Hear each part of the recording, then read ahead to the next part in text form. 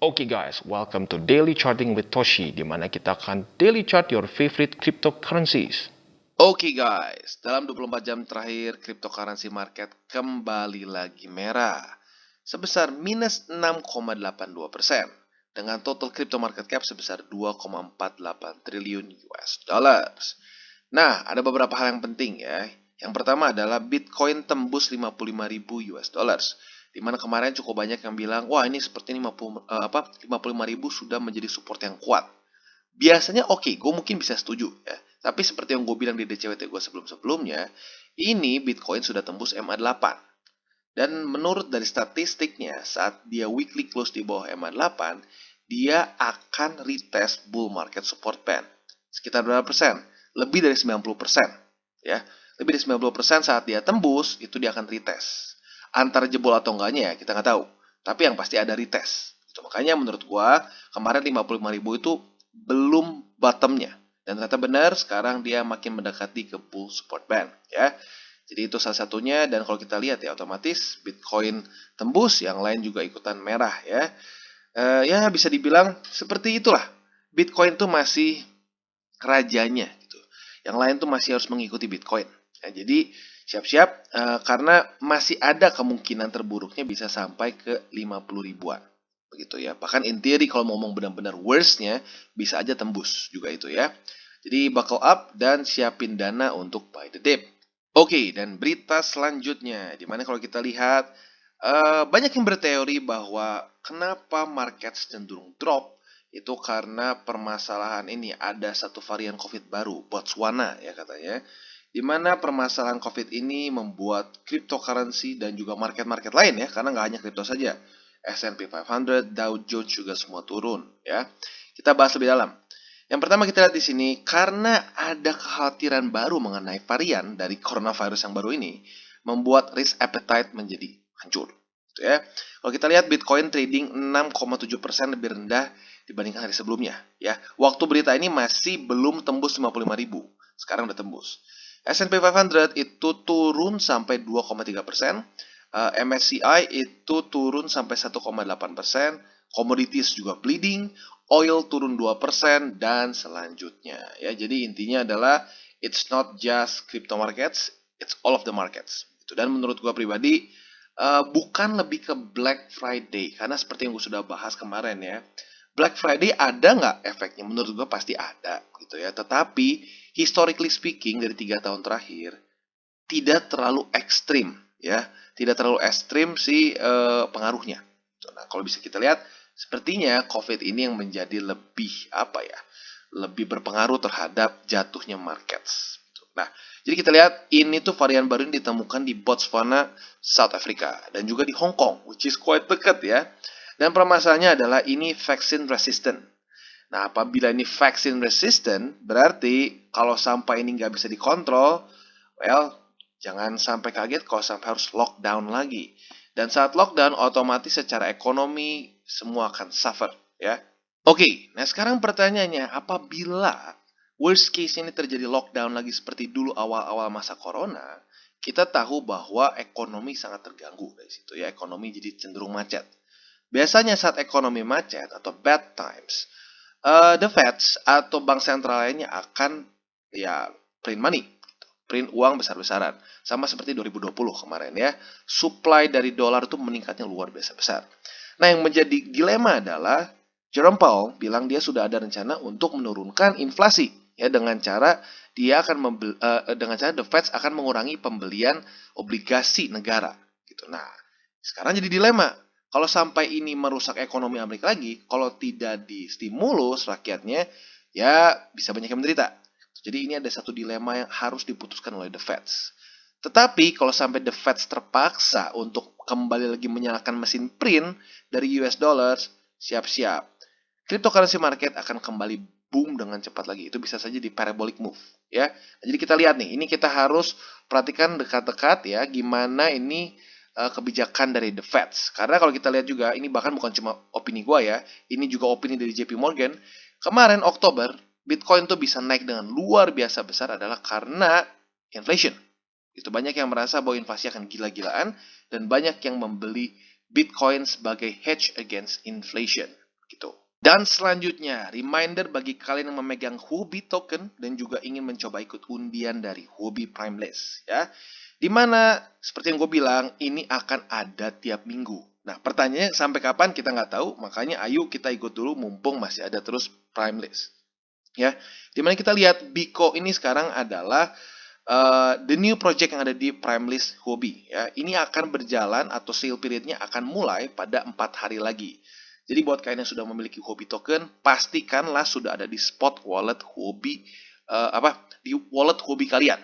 Gitu. Karena ini akan masuk ke dalam ya banyak inilah, ada yang bilang snapshot period, ada yang bilang lagi maximum commitment period. Tapi intinya adalah pada masa sekarang pastikanlah Huobi token lu ada di wallet Huobi kalian ya untuk bisa mengikuti Primeless ini ya. Dan buat kalian juga yang ingin ikut undian, jangan lupa untuk register di Huobi Global ini. Bisa pakai link di bawah gua, dimana kalau lu pakai referral gua belum bisa ikut Primeless ini ya. Dan gimana syaratnya? Sama seperti kemarin, lu hold minimal 50 USDT gitu ya. Jadi kurang lebih seperti itu untuk Biko Seal. Dan kalau kita lihat Mono kemarin ya, itu buat kalian yang ikut dan mendapatkan token Mono ini, itu kemarin loncat dari 40 sen sampai ke tertingginya itu 11 dolar ya. Kalau ke sekarang di sekitar 7 dolaran. Berarti itu luar biasa besar ya. Kalian bisa hitung sendiri. Berarti tinggal 11 dolar bagi 40 sen. Itu ribuan persen ya, sekitar berapa mungkin ya? 2000 something nyaris 3000 something ya. Dan baik lagi intinya adalah kalau kalian punya Huobi token jangan sampai lupa untuk hold di spot wallet kalian di Huobi agar bisa mengikuti Primeless Biko ya. Oke, dan kita kembali lagi ke charts ya, dimana kalau gua rasa kayaknya cukup banyak yang nggak tahu mengenai bull market support band ini ya. Karena kemarin-kemarin kalau gua lihat tuh ya, waktu dia sepertinya Bitcoin menemukan support di 55.000, orang nggak ada yang mention sama sekali mengenai si bull market support band ini. Buat kalian yang nggak tahu, gue sudah pernah bahas mengenai bull market support band ini di video gue yang bernama Rahasia Bitcoin ya. Nanti mungkin gue bisa taruh di link di bawah ya. Dimana si bull market support band ini selama 10 tahun terakhir bisa menentukan gitu ya, menentukan titik terendah Bitcoin yang nggak akan pernah kesentuh lagi. Terakhir ada di daerah sini. Makanya gue bikin, kalau buat kalian yang bingung di chart gue apa nih yang warna merah gitu ya, kalau apa yang warna merah besar ini, BTC Bull Support Band, ini adalah theoretically tembok yang Bitcoin nggak akan pernah sentuh lagi harganya. Gitu ya. Ini adalah data dari bull market support band 10 tahun ke belakang. Gitu ya. Jadi buat kalian tertarik bisa nonton video itu untuk lebih jelasnya. Tapi intinya adalah ya main isunya adalah kita lihat saat dia tembus seperti ini, kita harus persiapkan mental untuk kena si bull support band ini atau pita inilah ya kalau kita sebut ya. Nah, jadi buat kalian yang ingin beli Bitcoin, menurut gua bisa buy order di antara dua pita ini. Lu bisa aja taruh di 50.640, boleh. Atau lu bisa juga taruh di 52.487, boleh. Atau lu mau ambil tengah-tengahnya, misalnya 52.000 pas aja biar gue bisa di tengah-tengah dari pita ini. Boleh juga. Itu tergantung dari risk management lu sendiri masing-masing ya. Tapi gue ingetin, jangan pernah all in. Gue selalu menyarankan orang untuk lebih baik averaging saja. Ya. Jadi ini kurang lebih makronya dari Bitcoin dan overall gue rasa ada kemungkinan Bitcoin akan melakukan movement lagi seperti ini. Di mana dia akan terpantul oleh bull support band. Ya, dan mungkin saja wall-nya pindah dari 39.000 di sini bisa pindah ke sekitar 50 ribuan. Which is good. Ya. Dan overall kalau kita lihat juga, jangan-jangan ya, kita berspekulasi nih. Jangan-jangan Bitcoin sedang melakukan pergerakan yang cukup mirip seperti di 2017 ya, bull run 2017. Di mana dia itu ada pump dan dia koreksi lagi ke bull market support band. Pump, koreksi dan seterusnya. Nah, seperti yang gue bilang, gue lebih prefer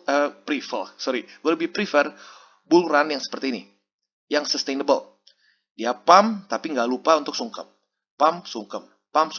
Saat terjadi seperti ini, naiknya lebih eksponensial dan lebih bikin orang nggak FOMO. Gitu. Tapi kalau naiknya sangat cepat seperti ini nih, dia nggak sungkem-sungkem, itu ada momen-momen tertentu yang pasti akan bikin orang mual seperti ini nih. Set, nembus. Jadi teorinya makanya gue bilang satu aset yang naik terlalu cepat itu akan seringkali terjadi seperti ini. Ini Bitcoin aja terjadi kok. Jadi jangan sampai berpikir bahwa koin alternatif koin lo atau shitcoin favorit lo akan lewat dari statistik ini. gitu ya. Jadi kurang lebih seperti itu untuk Bitcoin, dan gua harap dia bisa mengemulate gerakan dia di 2017 ya. Jadi kurang lebih seperti itu untuk Bitcoin secara makronya. Oke, dan untuk Polkadot tembus ya, Polkadot tembus guys. Jadi ya balik lagi, kalau menurut gua Polkadot ini ketarik oleh Bitcoin. Karena kalau secara harga harusnya kemarin sih masih cukup stabil sebenarnya di sini ya, nggak ada momentum yang turun banget. Tapi karena Bitcoin nyungsep, ya sudah, altcoins pun ikutan nyungsep. Ya, jadi ini salah satu pelajaran lagi bagi kalian yang 100% di altcoins pun harus tetap melihat chart Bitcoin. Karena Bitcoin yang masih mengontrol markets ya. Jadi gimana nih guys? Apakah ada next support? Tentunya ada. Next support ada di MA20 di weekly, yaitu di $30 lebih $32 lebih 18 sen. Jadi technically speaking, kalian bisa aja tambah posisi di daerah situ. Itu gue ulangin di MA20 di weekly, yaitu di $32 lebih 18 sen. Tapi sekali lagi gue ingatkan, banyak yang request buat ngomong banyak yang request minta gue untuk ngomong harganya di berapa. Tetapi gue ingatkan ini adalah moving average. Jadi kalian nggak bisa asal pasang, udah gitu berharap pasti kena. Karena moving average bergerak. Kalau dia bergerak, kalau lu nggak ikutin gerakin, harga buy limit lu yang akan kena. Tuh ya. Jadi buat sekarang itu $32 18 sen. Besok, lusa, minggu depan ya tentunya akan berubah. Ya. Jadi kurang lebih seperti itu untuk Polkadot, dan gue ingetin juga bahwa ini mungkin masih belum selesai ya. Ada kemungkinan drop ini belum selesai karena Bitcoin masih belum kena target dari si retest bull market support band ya. Jadi minimal kalau berdasarkan data bull market support band sebelum-sebelumnya, itu dia harus kena sekitar $52.500 untuk dia udah dihitung nge-retest dari bull support band ya. Jadi kurang lebih seperti itu untuk Polkadot. Oke, dan sekarang kita masuk ke Luna, di mana kemarin ada beberapa orang yang request mengenai Luna. Ya, jadi jangan lupa untuk kalian yang ingin dibahas cryptocurrency-nya boleh komen di bawah. Apabila cukup banyak yang request, gua akan pertimbangkan untuk masukkan ke DCWT, gitu ya. Jadi kita lihat sekarang bahwa Luna itu sudah beberapa hari ini berusaha untuk nembus MA50, tetapi gagal lagi. Tapi overall menurut gua not bad dibandingkan dengan beberapa aset lainnya ya. Luna ini cukup bisa bertahan. Dimana kalau contohnya seperti AVAX dia turun lumayan, Polkadot juga turun dengan lumayan parah ya, dan lain-lain ya. Tapi intinya adalah dia lumayan bertahan. Tapi pertanyaannya gini kan selalu, bro beli di mana? Sebenarnya bisa aja lo beli andaikan dia berhasil menembus MA50 dan bukan cuma nembus doang, close di atas MA50 dan menjadikan 50 sebagai support. Kalau dia cuma sekedar weak saja, jangan dibeli. Gitu. Jadi ingat, beli saat close, belinya itu jangan saat nge-weak. Ya, kalau untuk urusan tembus dari moving average. Atau alternatively juga lu bisa pasang buy limit di MA20 di weekly, yaitu di $32 lebih 60 sen gitu. Karena kalau kita lihat dia sudah cukup lama juga nggak sungkem ke MA20. Jangan-jangan momen ini bisa jadikan waktu yang tepat untuk bersilaturahmi dengan MA20 di weekly ya. Jadi kurang lebih seperti itu untuk Luna. Dan untuk AVAX, akhirnya AVAX terlihat siap untuk koreksi ya, dimana bisa dibilang koreksi dari AVAX ini udah long overdue ya. Gue sudah mulai bahas mengenai TP dari AVAX itu sekitar daerah sini, cuma dia naik terus. Ya baik lagi, apapun yang naik harus turun ya. Dan selamat bagi kalian yang sudah take profits di daerah sini ya, karena gue pribadi take profits daerah sini. Walaupun gue bangun rada kesiangan ya sedikit, jadi gue TP-nya di sekitar $32, which is good ya. Itu bangun siang yang menyenangkan ya. Dan buat kalian yang sudah TP, ya baik lagi sekarang lagi nunggu masa untuk beli tentunya ya.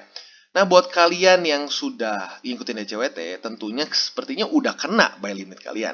Karena salah satu buy limit yang gue anjurkan adalah di MA20 di daily ya. Jadi buat kalian yang sudah beli di MA20 di daily, ya congrats, sekarang sedang dalam masa-masa profit.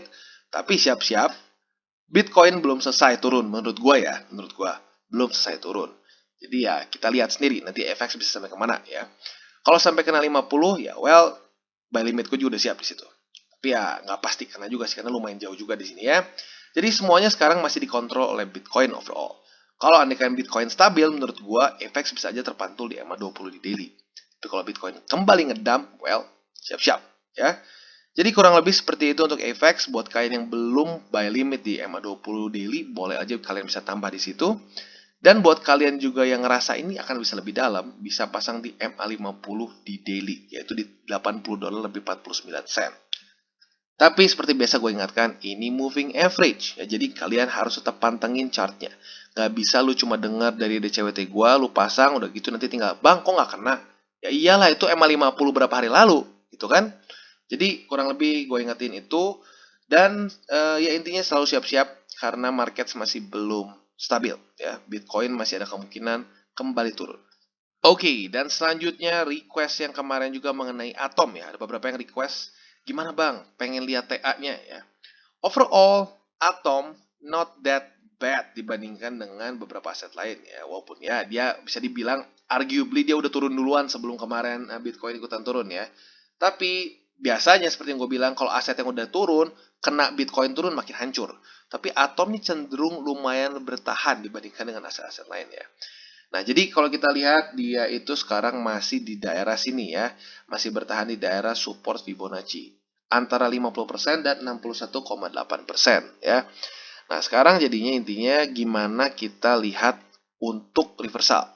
Yang pertama adalah jangan sampai kepukul lagi MA20. Karena kemarin bisa dibilang dia menemukan support di daerah sini ya, antara 50 dan 61%. Dia naik tapi kepukul oleh MA20. Dan sekarang basically mode tukang pukul dari MA20 di Cosmos atau di Atom sudah mulai berjalan nih. Jadi PR terbesar untuk Atom adalah jangan sampai dipukulin terus, apalagi nembus dari Fibo. Kalau sampai dia dipukul terus, siap-siap kita harus pasang buy limit di MA200, yaitu di $22 lebih 83 sen. Ya. Jadi kurang lebih seperti itu untuk Atom. Dan apa namanya, well still not that bad, masih punya EMA 200 ya di daily. Dan kalau kita ngomong di weekly, dia technically speaking sekarang sudah kena ya, sudah kena. Moga-moga dalam satu hari lagi nih, satu hari lebih 21 jam lagi, atau lebih tepatnya 2 hari ke depan lah ya, Atom ini nggak close di bawah EMA 20. Mungkin aja bisa gini, nge-week ke EMA 200, udah gitu kembali naik lagi ya. Semoga seperti itu.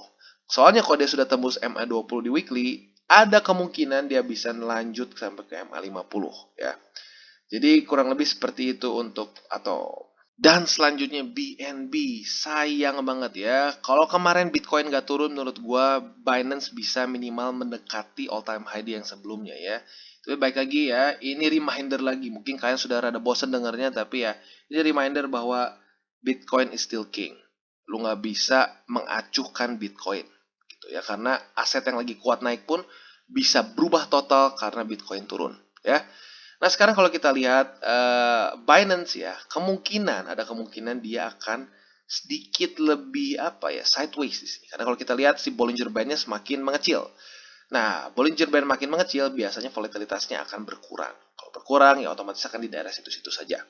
Jadi technically speaking kalian bisa aja beli Binance di daerah sini misalnya di 554 dolar, yaitu adalah Fibo support 50%. Tuh, kalian bisa saja tambah situ, buy limit di situ, atau bisa juga kalian tambah posisi apabila Binance tembus MA20. Dan bukan cuma tembus ya, kembali close di atas MA20, yaitu di sekarang 606 dolar gitu ya. Jadi kurang lebih Binance sekarang sepertinya kalau gue lihat secara TA-nya mengikuti sekali kemarin Bitcoin jatuh ya. Dan kalau buat kalian yang lebih agresif, walaupun sekarang kalau lagi market kayak gini sih gue nggak terlalu sering agresif ya, tapi baik lagi tergantung lu. Tapi gue cuma nyaranin aja untuk enggak. Tapi ya keputusan di lu, triggernya di lu ya. Lu bisa aja beli misalnya di MA 200 di H4 gitu. Jadi ya apa namanya kurang lebih sih seperti itu untuk Binance dan overall masih wait and see. Oke, dan selanjutnya Cardano, di mana Cardano nyaris mengenai target buy limit gua ya di 148. Gue cuma beda, aduh kecil banget, nggak sampai 1 sen guys. Ya itu namanya perih tuh kayak gitu ya, buy limit tipis banget, nggak kenanya ya. Tapi nggak apa ya, intinya dia sepertinya tertahan oleh Bollinger Band. Jadi hari ini masih mungkin nggak kena, masih mungkin kena di 148.4 ya. Buat kalian yang sudah pasang buy limit di situ, kalau gue sih biarin aja dulu karena masih ada kemungkinan kena ya. Nah, buat Cardano, seperti yang gue bilang, karena kemarin sudah terpantul atau tepatnya ke-reject dari $1.91, gue udah mulai ngomong siap-siap akan kena target di sini ya, dan benar sekarang sudah semakin dekat gitu. Jadi apa namanya, ini gunanya teknik analisis ya. Gue sudah bilang berkali-kali ini adalah major support untuk Cardano sebelumnya ya. 1, 2, 3, 4, 5, 6. Wah, nggak tahu berapa belas kali ya. Tapi ketembus kemarin di sini. Dan dia gagal untuk naik lagi, berarti ini berubah menjadi resisten dan boom, turun kan. Jadi kadang-kadang gini guys, nggak perlu capek-capek cari beritanya kenapa ya Cardano turun. Lu cuma tinggal baca chart tuh ngerti kok. Gitu. Karena kalau di sini kita bisa lihat ini adalah major support. Ketembus, dia berubah menjadi apa? Major resistance. So that's how it works ya. Dan ini sudah berkali-kali terulang. Semakin kuat ini si supportnya dan ketembus, semakin kuat juga dia menjadi resisten. Ya. Nah, jadi untuk Cardano kembali lagi menurut gua di daerah sini ya, masih buy limitnya daerah sini. $1 lebih 48 sen atau lebih tepatnya 1.484. Karena kemarin technically 1.48, tetapi buntutnya nggak kena di situ ya. Jadi kurang lebih seperti itu, dan selain dari itu juga dia ada confluence dengan MA50 di weekly ya. Jadi in theory harusnya menjadi support yang cukup kuat. Jadi ini dua support. Yang pertama adalah dari MA50 di weekly yang warna biru ini, dan juga adalah ini sebelumnya previous resistance yang kuat juga gitu ya. 1, 2, 3 tembus walaupun di sini ya. 4, 5, 6 ya, berkali-kali dites. Biasanya resisten yang kuat dia akan berubah menjadi support yang kuat apabila tertembus ya. Jadi ini harapan kita ya, untuk bisa terpantul di daerah sini. Jadi kurang lebih seperti itu untuk Cardano, dan kembali lagi Cardano harus rada sabar ya, harus sabar karena memang Cardano bisa dibilang tahun ini tuh tahun yang membosankan untuk Cardano ya. Dia cukup banyak sideways. Dan ya bisa dibilang kenapa banyak sideways, kalau lo tarik dari awal tahun kenaikannya itu udah masuknya ribuan persen. Jadi menurut gua normal satu aset yang sudah naik ribuan persen naiknya nggak se ekstrim yang lain gitu. Tapi baik lagi, gue beli Cardano for the fundamentals, dan menurut gue in the future Cardano ini bisa menjadi aset yang benar-benar bagus dan benar-benar ada utilitasnya. Ya, jadi kalau lo nggak yakin dengan fundamentalsnya atau nggak ngerti fundamentalsnya, lebih baik ya lo pikirkan untuk alokasi ke aset lain. Ya, jadi kurang lebih seperti itu untuk Cardano. Oke guys, sekian dari segmen Daily Charting with Toshi. Apabila segmen ini bermanfaat, boleh share dengan teman-teman, dan jangan lupa untuk like, subscribe, klik the bell icon, dan see you on the next videos.